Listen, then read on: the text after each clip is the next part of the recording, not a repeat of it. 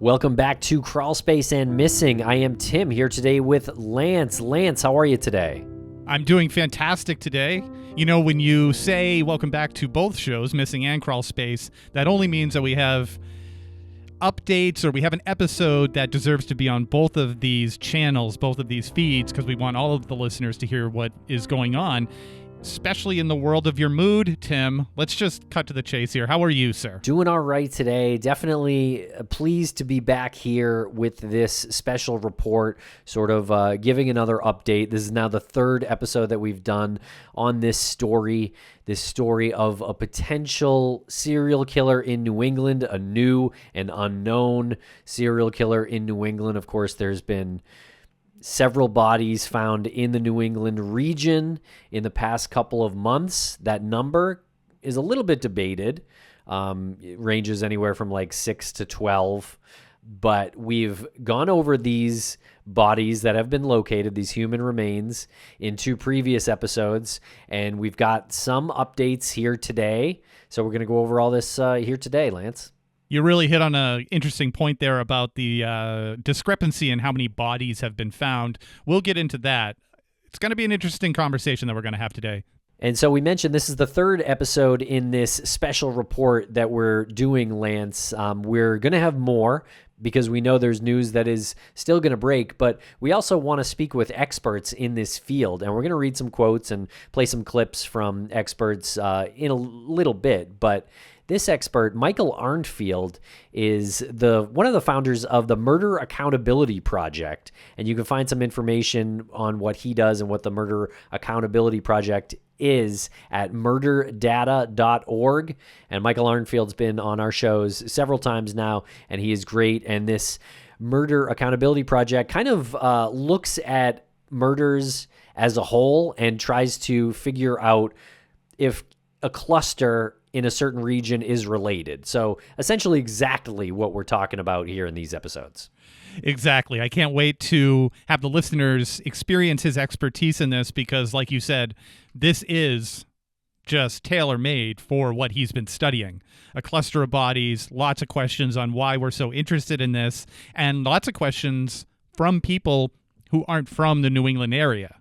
And you hear New England and you think one thing, but it could be a completely different type of perception that you have. And Michael's going to come on and clarify however many questions he can possibly clarify and provide his expertise. So super excited about that. And one quick piece of housekeeping here. We have an announcement. We're finally doing a live show, a virtual live show again. We used to do these a lot. We used to do them for fun, and we used to do them as a fundraiser for our nonprofit, Private Investigations for the Missing. This one is a fundraiser for Private Investigations for the Missing. Tim, when's the date? When are we doing this? Finally, we're back. It is Wednesday, June 11th at 8 p.m. Eastern, and we've got some special guests lined up, and we'll announce those as we get a little bit closer, but just want to put that date out there to you. Mark it on your calendar. It is Wednesday evening, June 11th. We're going to be raising money for the nonprofit Private Investigations for the Missing. Make sure to find out more information about that nonprofit at investigationsforthemissing.org. Make sure to follow us on social media at Crawlspace Podcast or Crawlspace Pod, or if you're listening on Missing CSM out there on social media. We're going to take a quick break and be right back to discuss.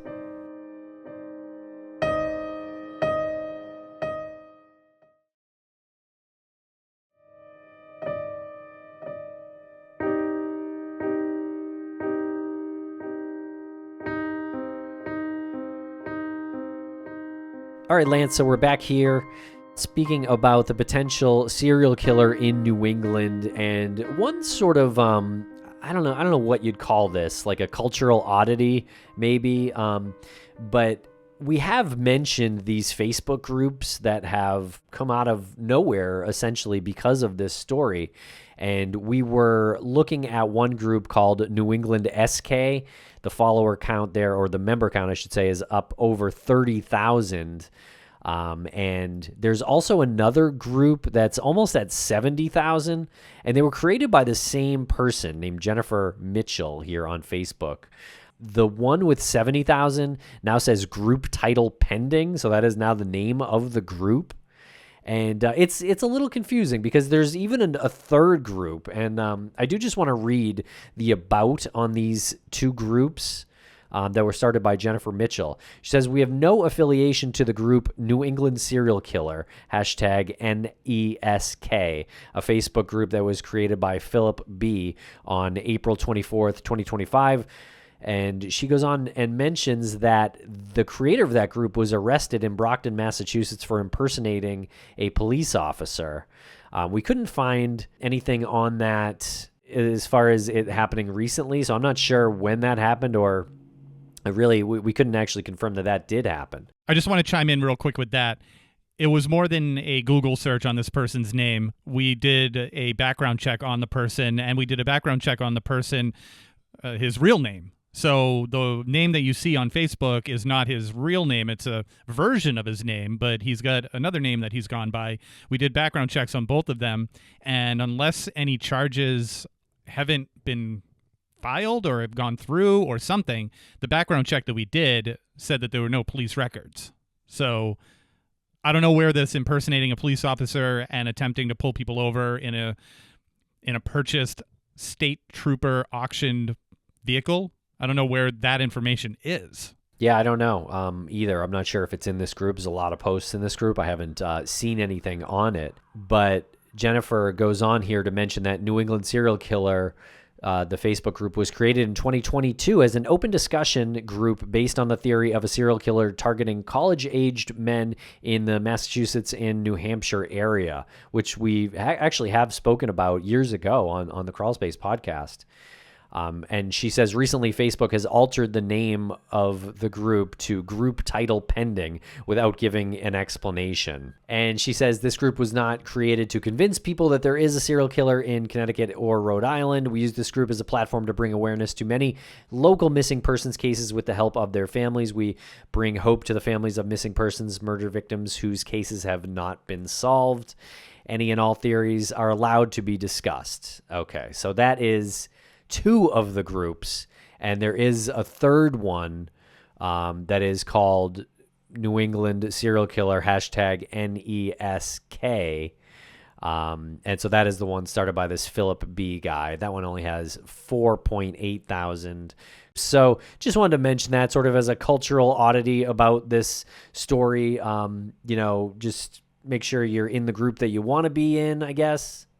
And also, speaking about Facebook, we did notice that there was some information on Brittany T that was posted in these Facebook groups. Actually, all three of them had a bit about her.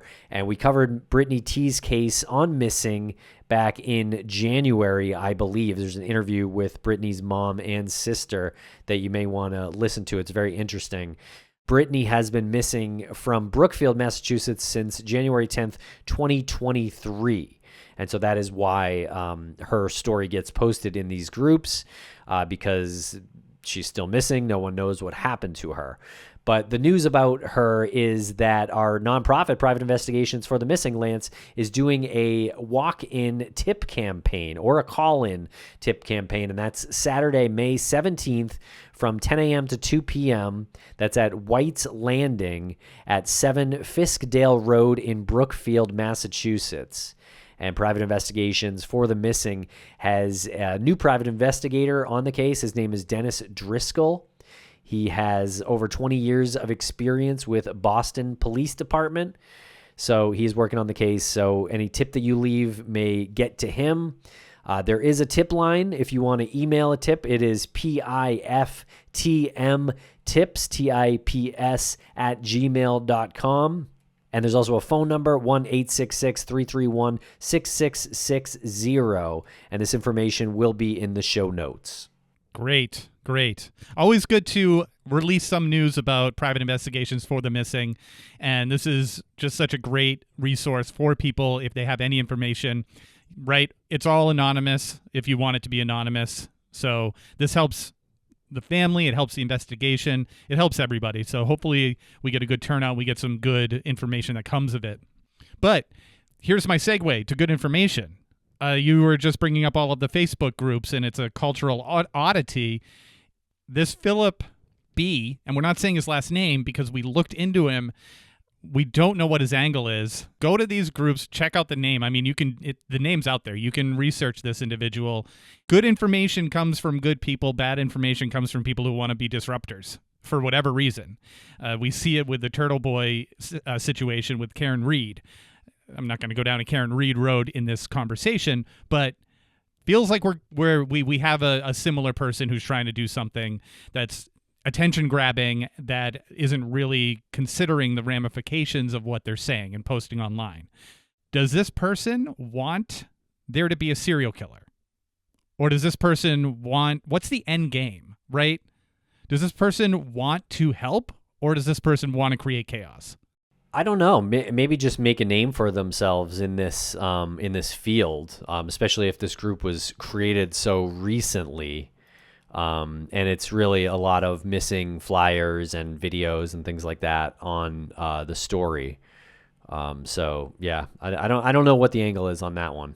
All right. Well, I think your disclaimer when you were talking about the Facebook groups is pretty good. Just make sure you know what group you're getting into, and make sure that the information that you're consuming has some sort of source or some sort of backup. You and I talked before we recorded this whether or not we should mention the previous names of the people who have been found across New England, and I'm still on the fence, and I'm leaning more towards no, because we've been hearing, especially from one of the families of one of these individuals, they're so adamant to say, please stop saying this about my family member. Stop. It's not connected. This is not connected to a serial killer. And I feel like that should be applied to the other ones too. It's not like we're trying to diminish their existence in the first place. We know them. It's just, how many times can you put these names into this conversation about a serial killer when there's no connection? There's not even a gender connection anymore, male or female. There's not even that anymore. Yeah, let's just go over this timeline, and then we're going to get into a couple of updates, and we'll get into more of what you were just speaking about. So on March 6th, 2025, there was the remains of a woman found near Norwalk, Connecticut by the Norwalk Police Scuba and Fire Rescue teams. And they had discovered this woman's clothes on the bank of the Norwalk River before discovering her body. So she is really one of the first people that is spoken about in this story. Also on March 6th, same day, unidentified remains were located by a hunter in a wooded area in Plymouth, Massachusetts. And there's no information about gender, age, or cause of death in that case. Right. So 2 bodies right now, not even foul play associated with either one of them. Correct. And then March 19th, 2025, unidentified remains of a 40 to 60-year-old female were located inside of a suitcase near a cemetery in Groton, Connecticut. Now, this one obviously has some sort of malice involved. Someone's in a suitcase. Somebody put somebody in a suitcase after probably murdering them. But Tim, there's an update on this, which makes it unrelated to any serial killing thread, right? That is correct. So Suzanne Wormser, she was 58 years old. She is the woman who was inside the suitcase. And Donald Coffel, 68, of Groton, has been charged with her murder. And he admitted that he hit Wormser in the head with a baseball bat, kept her dead body in their apartment for a week and a half, then dismembered her and put body parts into 2 garbage bags, which he disposed in of 2 large trash bins. So, yeah. And I was even going down the path of maybe this person regretted murdering this individual, and the act of putting the remains near a burial ground was sort of respectful in some way, paying respect to the person that he might have accidentally, or regretfully killed. But it doesn't sound like that at all. It sounds like this person had significant issues, and the act of dismembering a body and disposing of it in various locations through various vessels is not compassionate or regretful. It's just somebody who is trying to get away with murder. Right. And it also says he put her torso in a suitcase and wheeled it over to the entrance of the Colonel Ledyard Cemetery. Now, I did read somewhere that Donald Coffel was in a hospital, apparently because he's got cancer. So he wasn't sent to prison or jail right away. He was I guess, cuffed in a hospital.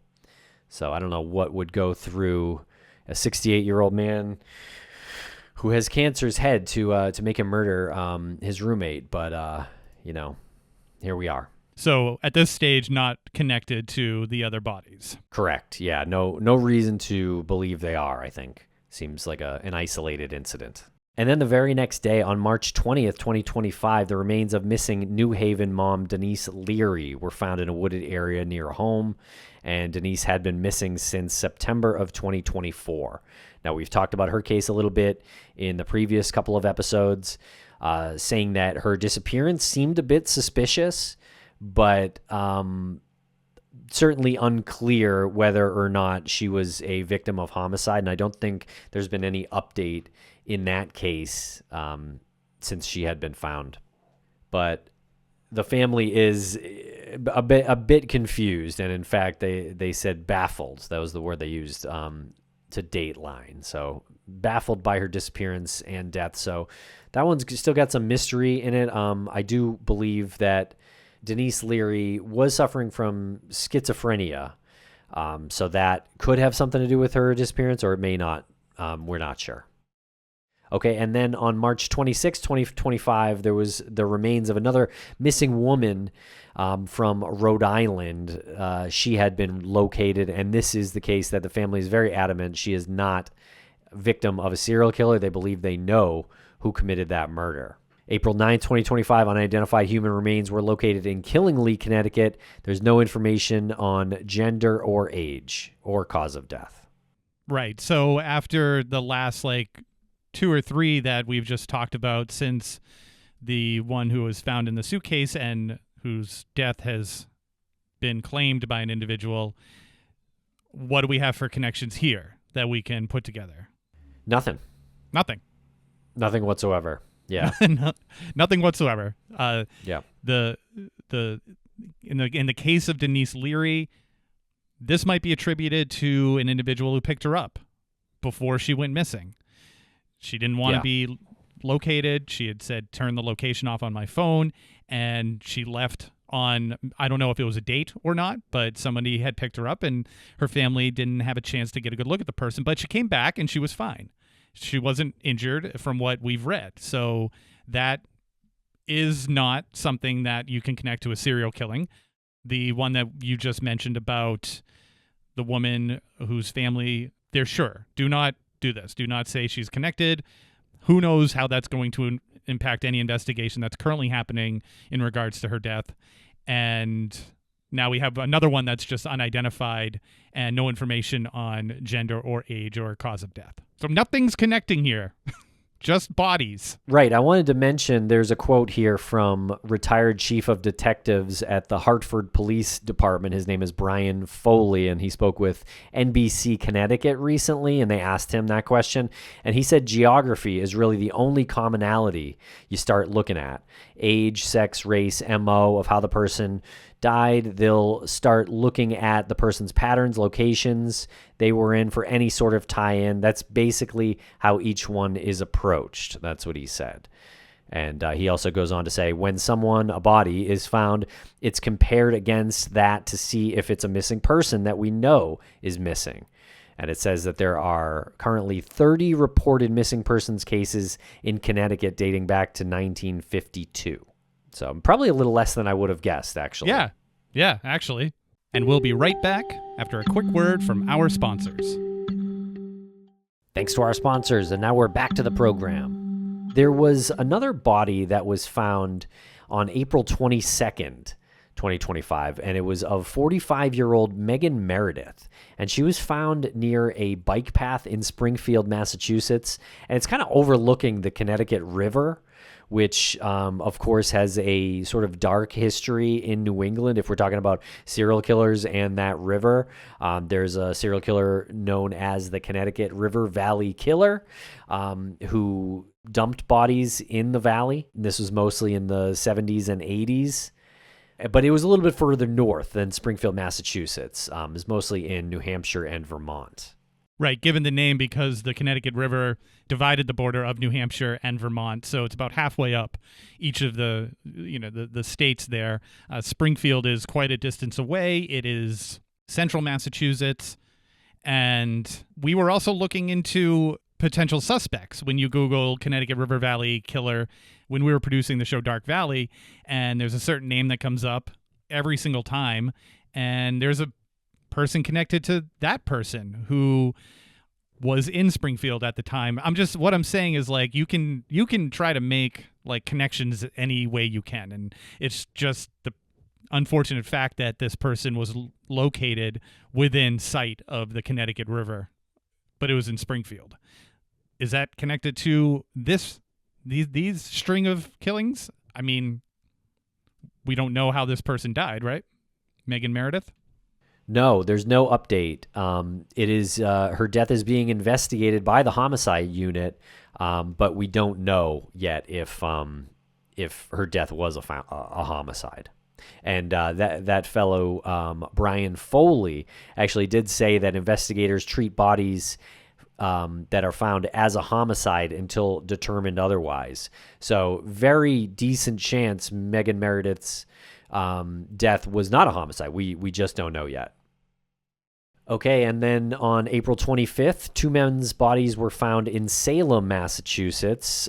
This one was kind of recent, and I do believe that they arrested someone in these murders. So this one is also not connected, we believe. And this is a situation where the murders have been connected to a man who is an unhoused individual in Salem, Massachusetts. He's been arrested for the murders, and that is, as far as we know, where it stands today. So he hasn't been connected to any of these other deaths. Right.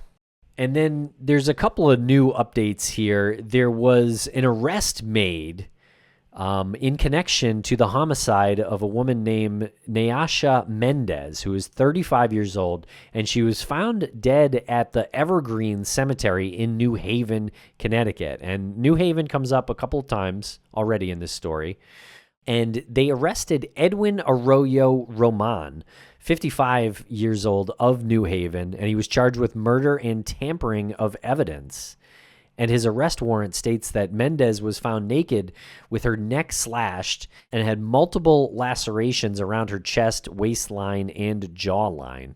And her underwear was around her ankles. Sorry for the disturbing details there, but this case sounds much more like that of a serial killer case than probably any of the other ones because of how she was found with her neck slashed and, other disturbing details. Yeah. But no definitive connection between this Arroyo-Roman and any of the other deaths. But he did mention that he had killed 3 people in Puerto Rico. That is something that he apparently confessed to after admitting he killed Mendez. So I'm not sure if that's true. We don't know anything about those people that he may or may not have killed. It's interesting in that this actually could be a serial killer here. Yeah, I'm curious to find out how the others in Puerto Rico were found. Were they found in a similar fashion? Were their throats slashed? Did they have their underwear around their ankles? Because this is not only a potential serial killer, this is a potential serial rapist as well. Because I don't see any other reason for the underwear to be around someone's ankles other than he was going to perform a rape on this individual. This is the only person who has been found who has had any significant tangible MO attached to it. Right. There had been no other indication that any of the other bodies found were victims of this type of attack. Yeah. So in case I'm not being clear, I'm leaning heavy on stop the New England serial killer narrative. Right. Yeah. I mean, again, there's nothing to say that there is or isn't a serial killer in New England right now. But this Arroyo-Roman seems like he could be an actual serial killer, but very unlikely that he's connected to these other bodies that we've spoken about. Right. And I wonder if the investigators that he confessed about these killings in Puerto Rico to, if they are digging into that now and trying to find out if there is any legitimacy to those confessions. I mean, you're right with the MO. If there was unsolved murders with similar MOs found in Puerto Rico when he was confirmed to have been there, could be some news in this story soon about an international serial killer and rapist.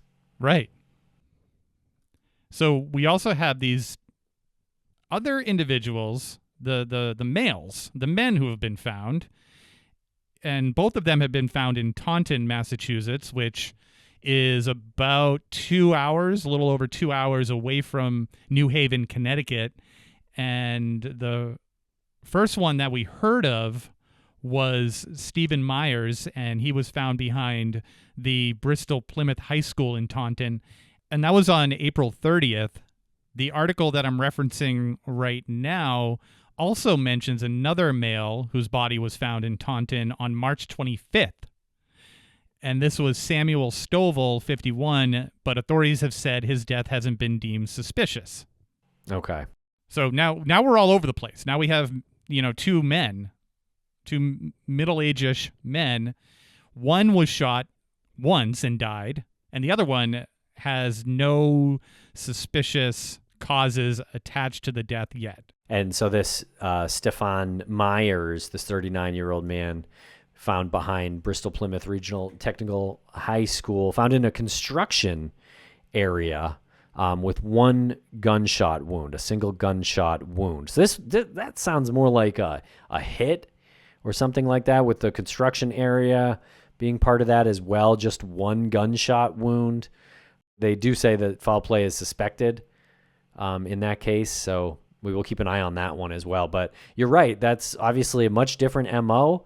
That's a man. He was shot. That's not at all like the last body that we spoke about, where the woman was raped and murdered near the cemetery. So, yeah, that one seems almost more like a organized crime hit than anything.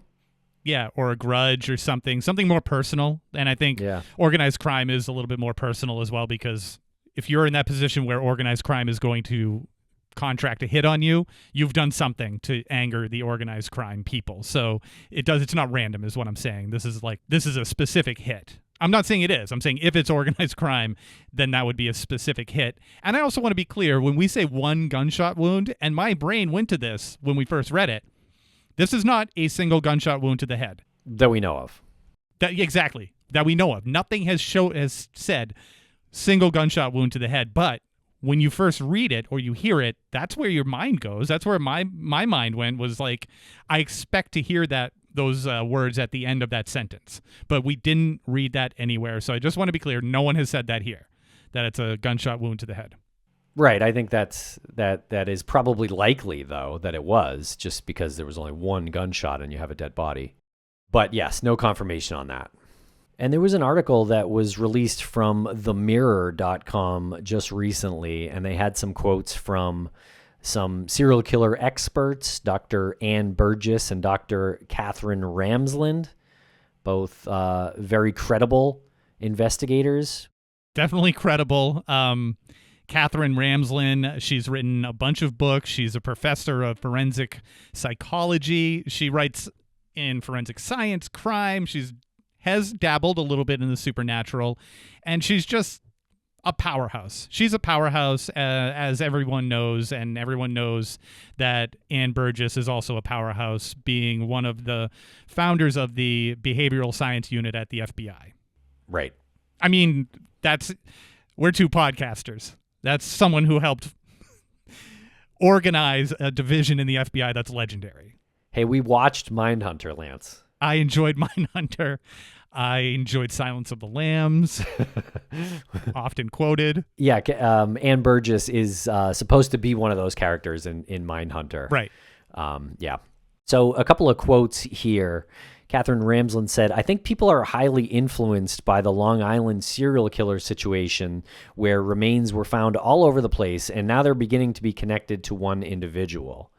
She goes on, because of the way that investigation was poorly handled, because there were cover-ups and the FBI was shoved out, I think people are very suspicious of police handling these investigations. Yeah, I think it's interesting that that is one of the reasons she is leaning on, not super heavy, but that's one of the reasons she's giving as to why this is so fascinating with people and why people have grabbed it to create a narrative that they want it to be. And it's this distrust of law enforcement, that they hear these other stories, especially with the Long Island serial killer, that law enforcement did a certain thing that was not indicative of what you expect law enforcement to do in a situation like that, in an investigation like that. So when this starts happening here, where does your head go? Your head doesn't go to, oh, remember all of those murders that law enforcement successfully executed justice? Like, your brain doesn't go there. It goes to, remember the ones that got botched? Remember the ones that you were like, how did they not see that? So that's where people go to. That's how they gravitate, and that's what she's saying here. And I think it's excellent that someone is saying that, someone of her stature. Yeah, she goes on and says, I don't blame people, because I think that case was so egregious and embarrassing for that area that I can understand people saying, well, why should we wait on police? And obviously, we've spoken about Lance on the previous couple of iterations of this this special report, that police aren't going to rush to judgment, obviously, and they may not say that they think there's a serial killer, even if they did think there was a serial killer. But again, there's really no reason for them to think that there is at this point. Right, and I'm sure they've had conversations behind closed doors. I would hope that they've had conversations behind closed doors saying, do you think that any of these bodies are connected? Let's try to figure this out. I hope so. But they're not going to come out and tell the public, like, yeah, we got a whole task force on this. No, it's quite the opposite. Yeah. They say that there's no evidence. I've got to believe that the DA of these areas are pretty sick of answering these questions at this point. And we'll be right back after a quick word from our sponsors. Thanks to our sponsors, and now we're back to the program. So Dr. Ann Burgess goes on here in this article from the Mirror. She says, right now there isn't enough information to say yay or nay. And she says, you almost have to go case by case, then take a look at it all. We need to keep watching. We need to see if any more bodies shows up. So, okay, so that is what we're doing. So we're taking her advice there. And we are going case by case and sort of ruling out certain cases. So I feel like we're handling this this interesting moment pretty responsibly. Yeah, and I like to think that we're not taking her advice. I think she probably heard our coverage, and without saying so, she's really referencing what we're doing. I'm sure it happened that way. Okay, and there was an interview from the weekend from Fox News, not my favorite place to get news, but this segment with Paul Morrow, who's a former NYPD inspector, was pretty interesting because he was commenting directly on this situation. So we're going to play a clip from Paul Morrow here. We have to go with the police professionals at this point. The state cops up there, I've worked with those organizations. They know what they're doing. There's a lot of institutional knowledge. Massachusetts State Police been around forever. They know what they're doing. And at this point, these agencies are saying no comment. And remember, serial killers have a type, right? That's the commonality. You're going to have something that's in common. Right now you have, it looks like 8 women, but there's some reporting that one of the remains goes to a male. The ages are really disparate. And I'm tracking to the Reenstierna case, again, just the accused on Long Island. We have a very steady bracket there of victims. And I'm just not seeing that here. It's very spread out. Until we get more indicia of a commonality and there's some organization to all of this, I'm cutting the way the police are and saying there's nothing here. And here's another clip from Paul Morrow. One of the limiting principles people don't realize on police work, especially detective work, is how many cases you catch. You can only pursue so many cases. And so, people get their car stolen and say, well, the cops did nothing. It's because the cops are chasing 16 murders and 5 rapes. So it's a limiting principle. And when you have the police chasing other things that are not really there, and the example is the Narragansett Police Department. The Narragansett Police went out with the K-9 unit and spent a couple of days looking on the beach because in this Facebook group, one of the people that's a participant alleged there were bodies on that beach. And so as a result, a bunch of cops, a bunch of detectives, a bunch of dogs wasted resources looking for something that wasn't there. But what you didn't hear in those clips we didn't play was the very beginning of this broadcast where the news anchor starts by saying that a series of murders and uses terminology like killing. This is insane to me that a news anchor, a journalist, can lead with that and not say bodies, not say deceased, because some of these people might not have been murdered. There might be suicide. There might be an accidental death. There's a number of other things that this person could have said. Killing, murder, like serial killer. This is just like the media machine that is just fueling this. They're just stoking this fire the best they can. Is there nobody in like the broadcast area, like the writers or somebody who's like writing copy on this, looking at this and saying, I don't know if we should actually say murders here. Like they're not actually all murders. I know this is the age we live in, and then the TikTok videos. I mean, you showed me that one that I still just look at to laugh at, where the woman's just in the woods, like looking around as if she's being stalked. Yeah, I hope she wasn't being stalked, but I mean, just to lead with that is so gross to me.